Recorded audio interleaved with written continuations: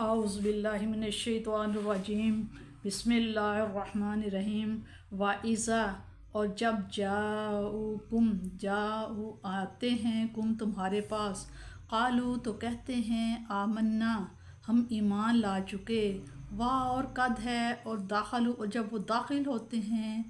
یہاں بالکفری تو کفر کے ساتھ داخل ہوتے ہیں، واہم اور وہ قد ہے خراجو اور جب وہ یہاں سے نکلتے ہیں بھی تو وہ کفر کے ساتھ ہی نکلتے ہیں، ان کے دلوں میں یعنی کہ کفر ہے۔ واللہ اور اللہ تعالیٰ عالم جانتا ہے بیما جو کانو تھے یکتمون جو وہ چھپا رہے تھے، اللہ تعالیٰ اسے جانتا ہے۔ وَتَرَا اور آپ دیکھتے ہیں کثیرن ان میں سے زیادہ کو، بہت سوں کو، منہم ان میں سے، یسارعون وہ بڑے تیز رفتار ہیں، فی الاسم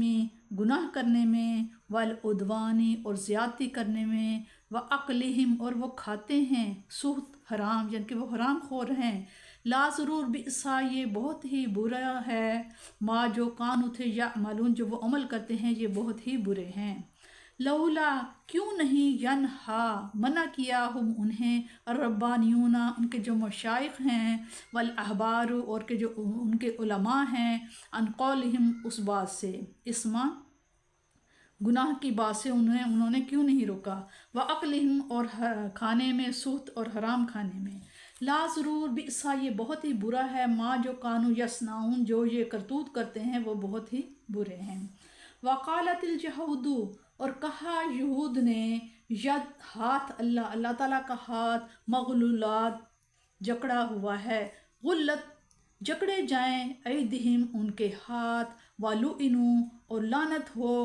پھٹکار ہو، بما جو قالو جو وہ کہتے ہیں اس وجہ سے، بلکہ یداہ اس کے ہاتھ، اللہ تعالیٰ کے ہاتھ، مبسوطہ تانی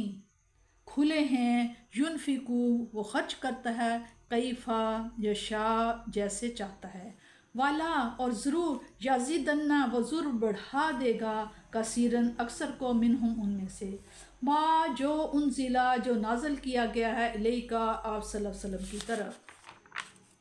من ربکا اپنے رب کی طرف سے، طغیانن وہ سرکشی کرتے ہیں، و کفرا اور انکار بھی کرتے ہیں، والقینا اور ہم نے ڈال دی ہے، بینہم ان کے درمیان، عداوت دشمنی، والبغضاء اور بغض،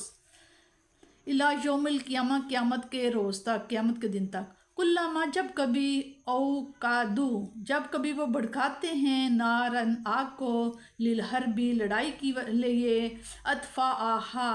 تو بجھا دیتا ہے ہاں اسے اللہ تعالیٰ، ویسعون اور یہ کوشش کرتے ہیں، فی الارض زمین میں، فساد برپا کرنے کی، واللہ اور اللہ تعالیٰ لا نہیں یحب پسند کرتا، مفسدین فسادیوں کو اللہ تعالیٰ پسند نہیں فرماتا۔ یہ آیت منافقین یہود کے بارے میں نازل ہوئی، سرکشی گناہ، بعض علماء نے ان دونوں میں یہ فرق کیا ہے کہ اسم اس گناہ کو کہتے ہیں جو انسان کی اپنی ذات تک محدود ہو، اور عدوان اس کو جس کا ضرر دوسروں تک پہنچے۔ یہ قرآن کریم کی سخت ترین آیت ہے۔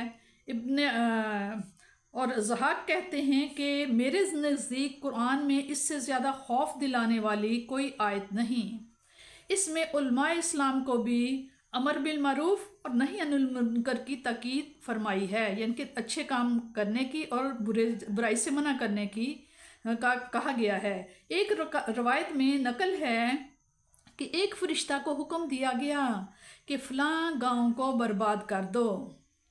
اس نے عرض کی کہ اس میں تو فلاں عبادت گزار رہتا ہے۔ حکم ہوا کہ ہلاکت کی ابتدا اسی سے کرو،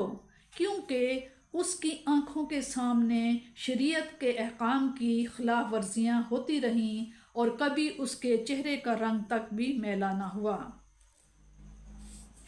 بلکہ پہلے تو یہ بتایا کہ یہود اسلامی عبادات، اذان وغیرہ کا مذاق اڑاتے ہیں۔ اس آیت میں یہ بتایا کہ اب ان کی بے باکی اور جسارت کا یہ عالم ہے کہ اللہ تعالیٰ کی بارگاہ عزت و جلال میں بھی گستاخانہ کلمات زبان پر لانے سے نہیں شرماتے۔ جب یہود نے حضور صلی اللہ علیہ تعالی وسلم اور حضور صلی اللہ علیہ وسلم کے غلاموں کو دیکھا کہ زندگی فکر و فاقہ سے کٹ رہی ہے، افلاس و تنگ دستی کا دور دورہ ہے، اور قرآن کی یہ آیت بھی انہوں نے سنی، تو بڑی بے حیائی سے کہنے لگے کہ محمد صلی اللہ تعالی علیہ وسلم کا خدا فقیر ہے، نعوذ باللہ، اور بخیل ہے، اسی لیے تو مسلمان بھوکے مار رہے ہیں۔ اگر اس کے پاس کچھ ہوتا یا وہ سخی ہوتا تو مسلمانوں کا افلاس اور غربت کے مارے یہ حال ہوتا۔ شدت غضب و ناراضگی سے بد دعا انہیں کہا جا رہا ہے کہ تمہارے ہاتھوں میں بیڑیاں لگیں اور اس گستاخی اور بدزبانی کی پھٹکار تم پر پڑے۔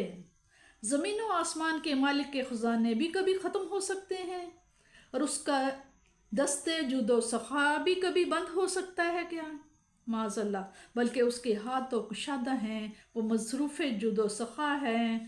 جب چاہتا ہے، جتنا چاہتا ہے اور جس کو چاہتا ہے عطا فرماتا ہے، وہ کسی کی اجازت کا محتاج نہیں۔ یہود نے اور ساری دنیا نے دیکھا کہ اس کا ابر کرم اس کے محبوب پر اور اس کے طفیل اس کے غلاموں پر جب برسا تو ساری کائنات میں فصل بہار آ گئی۔ جہاں جہالت و وحشت کے اندھیرے خیمہ زن تھے، وہاں علم و عرفان کے چراغ روشن ہو گئے۔ چند سال بھی نہ گزرے پائے تھے کہ کیسر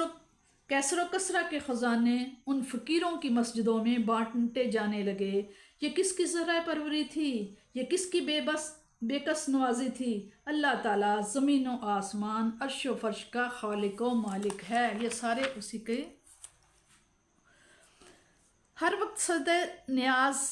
بندگی میں جھکے ہوئے سر پر محبوبیت کا تاج رکھا گیا تھا، اور جس کے قلب منور کو